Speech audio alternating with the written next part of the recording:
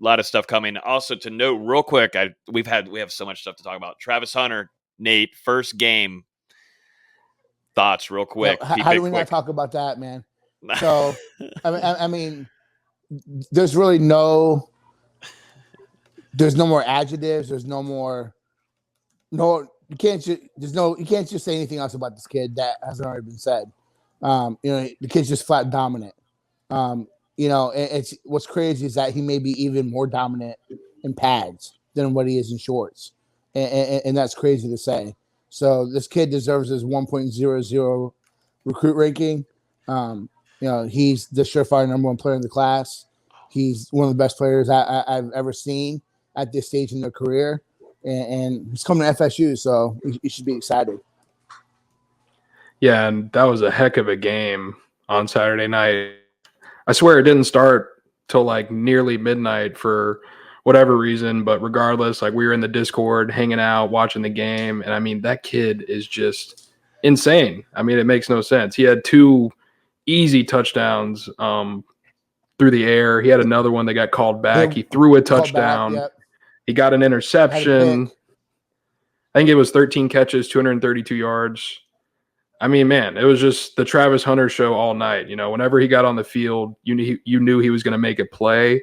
And the thing that stood out to me maybe the most was even when they were, I can't remember the team's name off the top of my head, but even when they were kind of blowing them out, handling them late in the game, you saw Travis Hunter on that field continuing to take snaps up until the 2 or 3 minute mark of the game before he finally got pulled. I just think that shows his mentality, his will to want to be out there and go get the dub.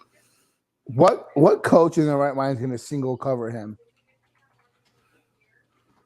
It happened too many times during that high school game. I'll tell you that. Yeah. Like, really, like, I don't get it, but I didn't. I've moved past the best player in the last 2 or 3 years. This kid's turning into a generational talent. He's a freak.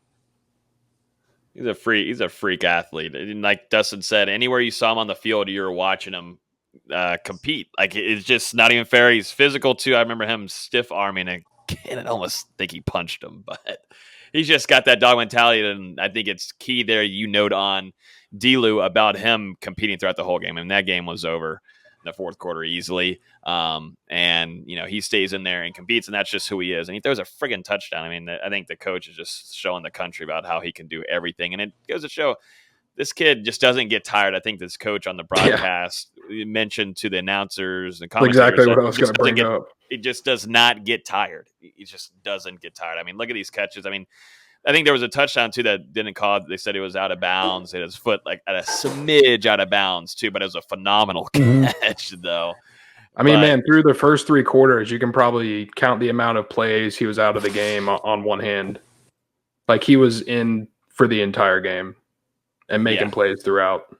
Yeah. So Travis Hunter, that's only one game, and it's crazy to think that we're sitting here. I was on a Friday night sitting here getting ready to watch a high school game. I have not done that really since I was playing high school football. So it's crazy to see he's got that kind of he's got that presence.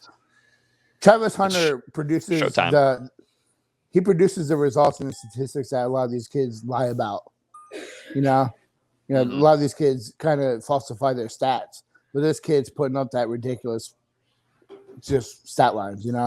Yeah, kid's on pace for 150 catches and over 2,000 yards. Just come on, dude. Yeah, like it is showtime. Just like Stan, it'll be the next prime time. It is showtime. Got everybody watching it, man. Never seen anything like it in the Florida State fan base in a long time. So, guys, thank you so much for listening. Hit that like button.